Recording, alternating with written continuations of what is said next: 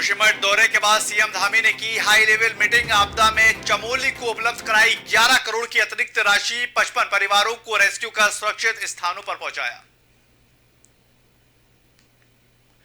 हरिद्वार में सर्दी को लेकर मौसम विभाग ने मैदानी जिलों के लिए ऑरेंज अलर्ट किया है जारी। सर्दी से राहत पाने के लिए हीटर और ब्लोअर जैसे उपकरणों की बड़ी बिक्री। बीते साल की तुलना में इस बार ज्यादा बढ़ रही है बिक्री।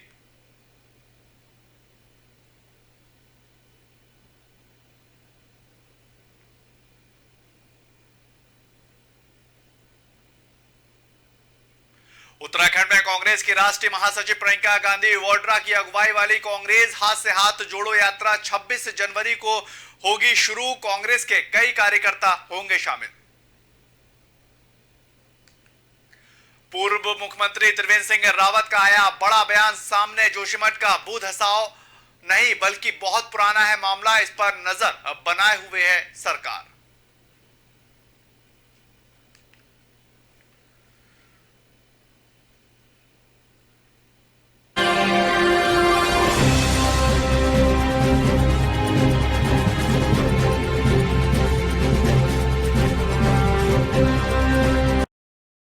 स्वागत है आपका, ओंकार न्यूज देख रहे हैं आप और मैं हूं आपके साथ शाहनवाज मिर्जा। मुख्यमंत्री पुष्कर सिंह धामी ने शनिवार को जोशीमठ भू धसाव क्षेत्र का स्थलीय निरीक्षण किया है और पीड़ितों से मुलाकात के बाद वापस देहरादून पहुंचने पर सचिवालय स्थित आपदा प्रबंध केंद्र में शासन के उच्च अधिकारियों के साथ एवं बचाव कार्य की समीक्षा बैठक की है।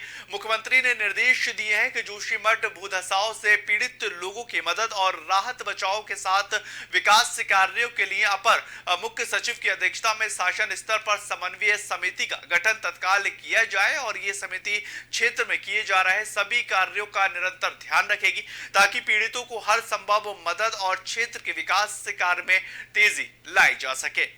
आपको बताएं जोशीमठ का जो पूरा मामला है इसको लेकर लगातार गवर्नमेंट सक्रिय कोशिश कर रही है।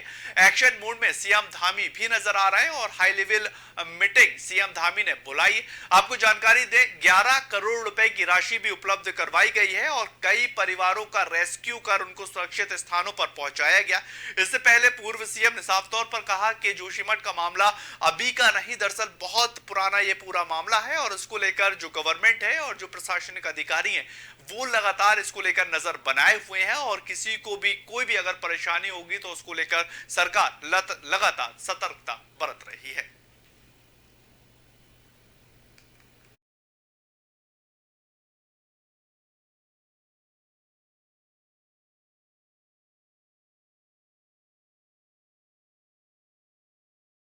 देश भर के लोक कलाकार सरकार से 4 सूत्री मांगों को लेकर आंदोलनरत हैं और लोक कलाकार संघ ने अल्मोड़ा में पत्रकार वार्ता के दौरान ये कहा कि प्रदेश सरकार के सूचना एवं लोक संपर्क विभाग में 100 से ज्यादा सांस्कृतिक दलों का अभी तक पंजीकरण नहीं हो पाया, जिसमें करीब 1500 परिवारों की रोजी रोटी का संकट पैदा हो गया है। लेकिन विभाग कुंभकर्ण की नींद सो रहा है। अगर सरकार 26 जनवरी तक लोक कलाकारों की मांगों का समाधान नहीं करती है तो पूरे प्रदेश के अंदर सरकार के खिलाफ उग्र आंदोलन किया जाएगा और इसकी जिम्मेदारी खुद सरकार की होगी। आपको बताएं अल्मोड़ा की खबर, जहां पर लोक कलाकारों की सरकार 4 सूत्रीय मांगे हैं और 1500 परिवार की रोजी रोटी का संकट यहां पैदा होता हुआ नजर आ रहा है। सरकार के खिलाफ उग्र आंदोलन की चेतावनी ये लोग देते हुए नजर आ रहे हैं और साफ तौर पर ये कह रहे हैं कि अगर उग्र आंदोलन होता है और सरकार हमारी बातों को नहीं मानती है तो इसकी सीधी तौर पर जिम्मेदार सरकार होगी और उसका खामियाजा फिर सरकार को उठाना पड़ेगा। तो सूचना हम माननीय मुख्यमंत्री जी को कई बार मौखिक तौर पे, लिखित तौर पे और महानिदेशक को लिखित तौर पर दे चुके हैं, मगर उस पर उनके अभी नींद नहीं खुली है। तो मैं आपके माध्यम से कहना चाहूँगा कि भाई 26 तारीख तक हमारे जो सूचना एवं लोक संपर्क विभाग है, हमारे जो पूर्व के जो लोक दल है, उन दलों को पूर्व ग्रेड में आपके विभाग में सबत किया जाए। जो नए दल उनका ऑडिशन होने चाहिए। अगर आप ऑडिशन पुराने दलों का भी करते हो तो कोई दिक्कत नहीं है, मगर उनको यथाशीघ्र ऑडिशन करें, विज्ञप्ति निकालें। कम से कम 100 दल है, 1500 कलाकार। हम आगे बढ़ते हैं, बात करते हैं आज तक आपने शादी ब्याह और खुशियों के मौके पर ही किन्नर समाज के लोगों को हथेली पीटकर नाचते गाजते और बधाई लेते और देते देखा होगा, लेकिन इस बार हरिद्वार में किन्नरों के हाथ मांगने के लिए नहीं बल्कि देने के लिए उठते नजर आए। दरअसल हरिद्वार में इन दिनों कड़ाके की सर्दी पड़ रही है और ज्वालापुर की रहने वाली रानी गुजरी जो कि किन्नर समाज की प्रमुख हैं और उनके द्वारा अपने किन्नर चेलों के साथ जवालपुर रेलवे स्टेशन के आसपास सड़क के किनारे रह रहे गरीब और जरूरतमंद लोगों को कंबल बांटते नजर आए। और ठंड में किन्नर ने कंबल पाकर लोग काफी ज्यादा उन्हें दुआएं भी दे रहे हैं और वहीं समाज में किन्नरों के द्वारा इस कार्य की सराहना लगातार की जा रही है। और इस मौके पर रानी गुजनी ने बताया कि हरिद्वार में कड़ाके की ठंड पड़ रही है और ऐसे में सबसे ज्यादा परेशानी गरीब लोगों को होती नजर आई। सभी संपन्न लोग इस समय अपने घरों के अंदर गर्म कपड़ों में कैद हैं और ऐसे में उनके मन में ये विचार आया कि इन लोगों की सेवा की जानी चाहिए और उन्होंने उनकी सेवा की। उन्होंने सभी को दुआएं देते हुए सर्दी में ऐसे लोगों की मदद करने के लिए अपील भी की है और कहा कि समाज में जब तक हम सब एक साथ होकर इस तरह के कार्य नहीं करेंगे तब तक एक बेहतरीन समाज का निर्माण नहीं हो सकता। आपको जानकारी दे, गरीब असहाय लोगों को कंबल बांटे गए हैं और लोगों को भी प्रेरित किया जा रहा है, लोगों को भी जागरूक किया जा रहा है कि लोग आगे बढ़कर आए और इस तरह का जो एक सर्द मौसम चल रहा है उसमें लोगों की मदद करते दिखाई दे। लोगों ये बेचारे जो हैं ये लोग सर्दी से परेशान हो रहे हैं। गुरु जी का ये कहना है कि मतलब हम लोग तो घर में छुप जाते हैं, बैठ जाते हैं, ये लोग नहीं कर पाते हैं अपना गुजर बसर। ईश्वर किसी को भी किसी का मोहताज ना रखे, खूब खुशी की बहार दिखाए। सब लोग इस समाज का हिस्सा हैं हम सब लोग और आप लोगों का प्यार हमेशा ऐसे ही बना रहे। आप लोगों की कृपा से, ईश्वर की कृपा से रीना गुजरी जी ने एक छोटा सा ये प्रयास किया है। ईश्वर ऐसे ही इनको बनाए रखे। कंबल बांटने का विषय ये है, रात को क्या कहें, अब जो फिलहाल रात में हम लोग किन्नर समाज के निकले हैं अपने चेलों को लेके, तो इसलिए निकले हैं क्या कहें, हमें ये पता लग जाए सर्दी का इस टाइम इतना आतंक उतरा हुआ है। सर्दी का पता लगता है रात को निकल के सब लोग अपने घर में विश्राम करते हैं, अपने बीवी बच्चों में रहते हैं। हम लोग कंबल बांट रहे हैं जजमान के बच्चों की दुआ के लिए। भगवान जजमान को खूब देवे परमात्मा। लोगों करेंगे उधम सिंह नगर के किछा में प्रांतीय उद्योग के व्यापार मंडल पदाधिकारियों के बीच चल रहा विवाद थमने का नाम दरअसल नहीं ले रहा है और कुछ दिन पहले किछा के व्यापार मंडल नगर अध्यक्ष राजकुमार बजाज के द्वारा युवा इकाई के पदाधिकारियों की घोषणा के बाद ये पूरा मामला और बढ़ गया और इसके विरुद्ध चलते जिला इकाई ने घोषित कार्यकारिणी को भंग कर दिया है और वहीं पर कार्यकारिणी की घोषणा के बाद विरोध करते हुए व्यापार मंडल महामंत्री विजय अरोड़ा और कोष अध्यक्ष नितिन फोटेला ने अपने पद से इस्तीफा भी दिया। जिला कार्यकारिणी ने दोनों पदाधिकारियों का इस्तीफा नामंजूर कर दिया है और इस पूरे मामले में फिर से जांच करने की बात कही जा रही।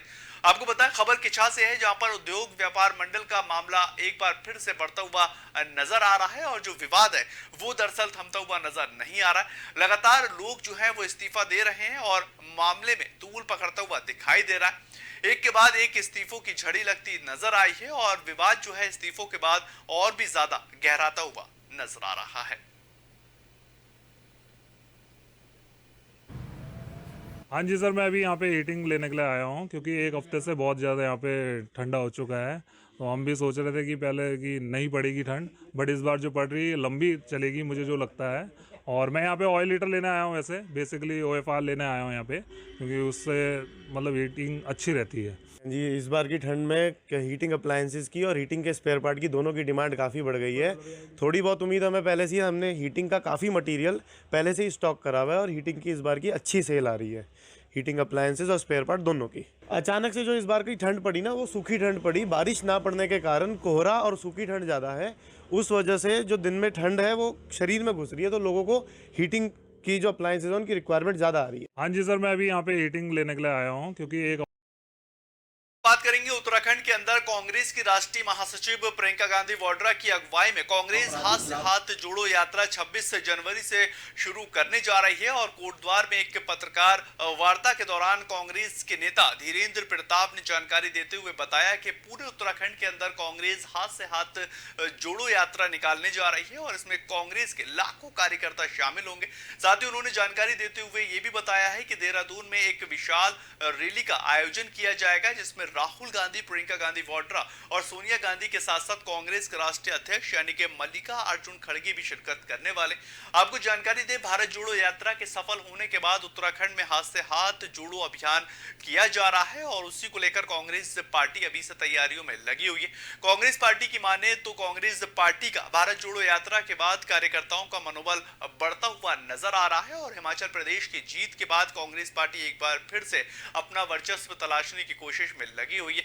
उत्तराखंड में जहां पर कांग्रेस पार्टी का जनाधार पहले के मुकाबले काफी कम होता हुआ नजर आया है, वहां पे भी अपने जनाधार को मजबूत करने में कांग्रेस पार्टी लगी हुई है और हाथ से हाथ जोड़ो का आगाज जो है वो 26 जनवरी को उत्तराखंड से करने जा रहा है। और यहां पर जानकारी के अनुसार राहुल गांधी, प्रियंका गांधी वाड्रा और सोनिया गांधी के साथ साथ कांग्रेस पार्टी के राष्ट्रीय अध्यक्ष मल्लिकार्जुन खड़गे भी शिरकत करेंगे और शिरकत करने के बाद कांग्रेस के कार्यकर्ता और पदाधिकारियों के अंदर एक ऊर्जा भरती हुई नजर आएगी, जहां पर कांग्रेस पार्टी का जनाधार मजबूत करने की इनके ऊपर जिम्मेदारी होगी। और ये खबर कोटद्वार से, जहां पर कोटद्वार में प्रियंका गांधी की अगुवाई में ये पूरी आयोजन होने वाला है और कांग्रेस 26 जनवरी से इस यात्रा की भी शुरुआत कर रही है। पूरे राज्य में हाथ से हाथ जोड़ो अभियान करेंगे, जिसमें कि कांग्रेस के हजारों कार्यकर्ता जिलों से लेकर और ब्लॉकों से लेकर ग्रामीण इकाइयों से लेकर बूथ तक जाएंगे। इसके बाद प्रदेश स्तर पर रैली होगी, जिसमें कांग्रेस अध्यक्ष खड़गे साहब आएंगे, सोनिया जी आएंगी अगर स्वस्थ रही तो, और बाकी राहुल जी और प्रियंका जी। पढ़ेंगे बात जोशीमठ की करेंगे, जहां पर भू धसाव को लेकर पूर्व मुख्यमंत्री त्रिवेंद्र सिंह रावत का एक दरअसल बड़ा बयान निकलकर सामने आया है। और कोटद्वार पहुंचे त्रिवेंद्र सिंह रावत ने ये कहा है कि जोशीमठ का भू धसाव दरअसल नया नहीं बल्कि ये बहुत ही ज्यादा पुराना मामला है। पूर्व मुख्यमंत्री त्रिवेंद्र सिंह रावत ने साथ ही ये भी कहा कि भूर्ग वरवेता इस पूरे पर नजर बनाए हुए हैं और इसको लेकर काम की समीक्षा की जा रही है। कोटद्वार के अंदर बात की जाए, पूर्व मुख्यमंत्री त्रिवेंद्र सिंह रावत का एक बयान आया और भू धसाव का जो पूरा मामला है वो बड़े पैमाने पर देखने की उन्होंने अपील की है। उन्होंने कहा ये मामला बहुत पुराना है। दरअसल वहां पर जिस तरह से होटलों का निर्माण होता हुआ नजर आ रहा है और पहाड़ी क्षेत्रों में एक बड़े पैमाने पर घरों का निर्माण होता दिखाई दे रहा है, उससे भू धसाव की एक नई प्रक्रिया उत्तराखंड के अंदर होती नजर आ रही और उसी को लेकर गवर्नमेंट अब लगातार ये कोशिश कर रही है कि जितने भी मामले भू धसाव के बन रहे हैं उनको आगे ना बढ़ने दिया जाए और उसको लेकर प्रशासनिक के तौर पर लगातार कार्य किया जा रहा है। और जहां जहां अवैध तरीके से निर्माण किया जा रहा है उसको लेकर भी लगातार ये कोशिश की जा रही है कि भू धसाव आगे ना हो पाए और इसको यहीं पर रोक देना चाहिए ताकि लोगों की जान के साथ खिलवाड़ ना हो सके। तस्वीरों में आप साफ तरह से देख सकते हैं कि भू धसाव की वजह से कितने लोगों को कितनी परेशानियों का सामना करना पड़ रहा है। आवाजाही जो है वो काफी ज्यादा प्रभावित होती हुई नजर आ रही है। एक बड़े पैमाने पर वहां पर सड़कों में गड्ढे हो गए हैं और उसकी वजह से लोगों की जान माल और सुरक्षा व्यवस्था में चूक जो है एक बड़ी लापरवाही बन सकती है। और उसी को लेकर जो कैबिनेट की बैठक है उसकी भी सीएम धामी ने मीटिंग की है और सचिव स्तर की बैठक की गई और उसमें कई ऐसे फैसले लिए गए हैं जिससे आगामी दिनों में जो भू धसाव है जोशीमठ के अंदर वो एक बड़े पैमाने पर ना उभर सके और उसको रोका जा सके। देखिए, सरकार पूरी तरह गंभीर है, एक बात तो समझ लेना चाहिए, क्योंकि जो जोशीमठ में जो कुछ हो रहा है वो विशेषज्ञों का विषय है, हमारे जो भूगर्भवेत्ता हैं उनका विषय है, क्योंकि एक बहुत बड़ा स्लाइड है ये और ये स्लाइड आज का नहीं है, ये बहुत पुराना है। हिमालय जो है दुनिया के जो पहाड़ी श्रृंखला है उसमें सबसे नया पहाड़ है। देखिए, सरकार पूरी तरह गंभीर है, एक बात तो समझ लेना चाहिए, क्योंकि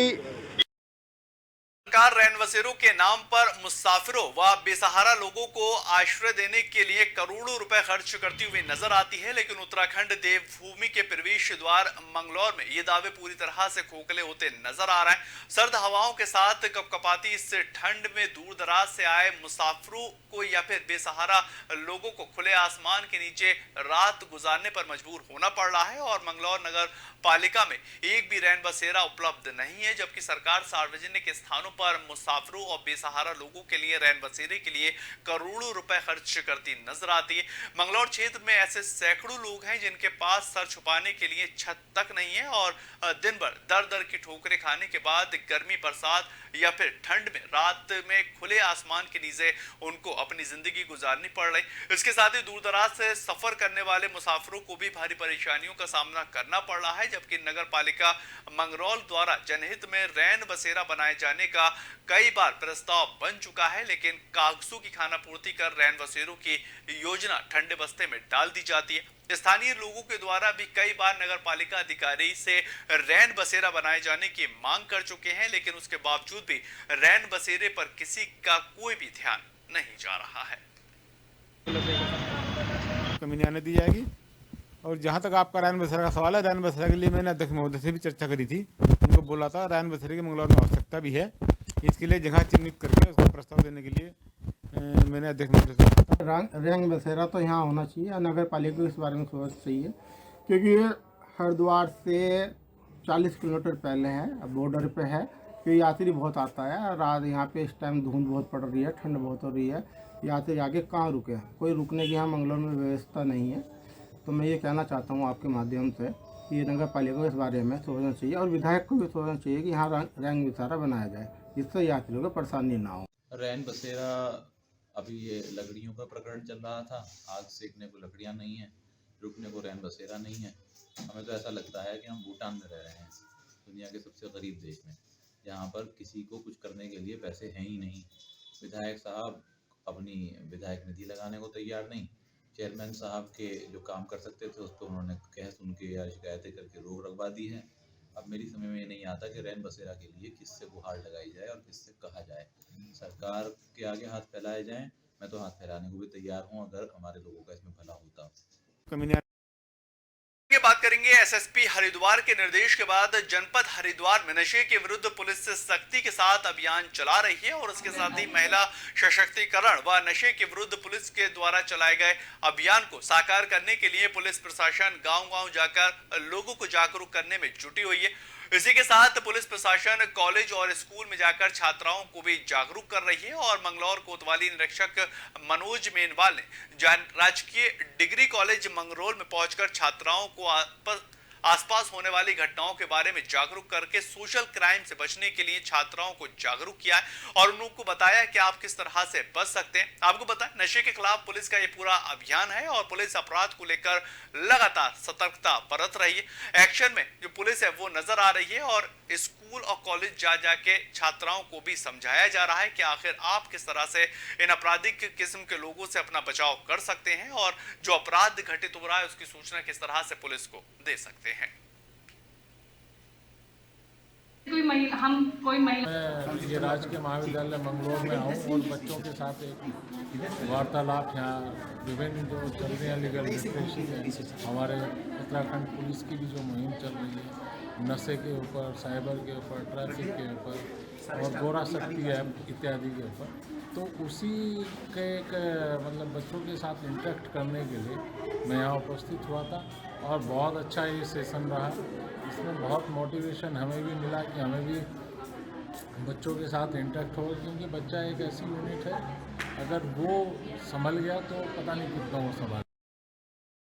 जहां पर सिविल लाइन कोतवाली पुलिस को एक बड़ी सफलता हाथ लगी है और पुलिस ने मुख्यमंत्री पुष्कर सिंह धामी के नशा मुक्ति देवभूमि मिशन 2025 अभियान के चलते बीती रात ढडेरा से 2 तस्करों को गिरफ्तार किया।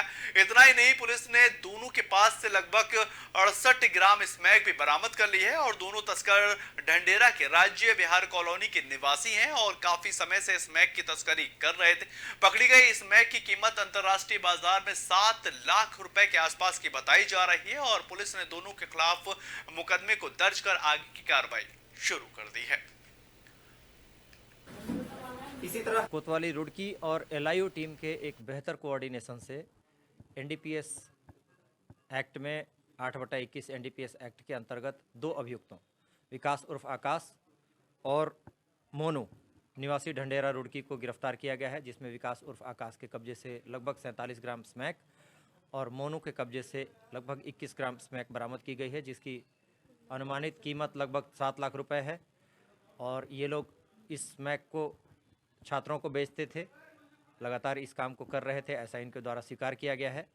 इस संबंध में इनकी अगली कड़ी के बारे में भी जानकारी जुटाई जा रही है और उन पर भी सख्त और रुड़की से आ रही है। नगर निगम रुड़की के मुख्य नगर अधिकारी विजयनाथ शुक्ला के द्वारा बातचीत में ये बताया गया है कि बोध बाजार की अव्यवस्थाओं को लेकर वो अब बोध बाजार का निरीक्षण करेंगे और सिंचाई विभाग के अधिकारियों से मिलकर लोगों के होने वाली दिक्कतों पर चर्चा करेंगे। इसके बाद समस्याओं का समाधान किया जाना है और इसी के साथ ही कुछ लोग बोध बाजार में फड़ लगवाने के नाम पर अवैध तरीके से उगाई कर रहे हैं, उन पर भी कार्रवाई की जाएगी। खबर रुड़की से, जहां पर बोध बाजार का निरीक्षण जो है वो होगा और समस्याओं को लेकर बातचीत की जाएगी। लोगों को लाभ मिलता नजर आ रहा है, उसको लेकर भी समीक्षा की जानी है, यानी कि बोध बाजार को लेकर रुड़की में निरीक्षण की बात होती नजर आ रही है। और आपको ये भी जानकारी दें कि नगर निगम रुड़की के द्वारा मुख्य नगर अधिकारी विजयनाथ शुक्ला के द्वारा बातचीत हुई और उसमें उन्होंने साफ तौर पर कहा कि सिंचाई विभाग के अधिकारियों से मिलकर लोगों को होने वाली दिक्कतों पर भी चर्चा करेंगे, जिसके बाद समस्या का समाधान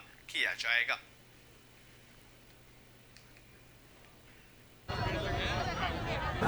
साप्ताहिक बाजार है वो शहरों में बहुत ज़्यादा प्रासंगिक नहीं रह गई है। गांव के क्षेत्र में इनकी प्रासंगिकता बरकरार है, शहरों में बहुत ज़्यादा प्रासंगिक नहीं है।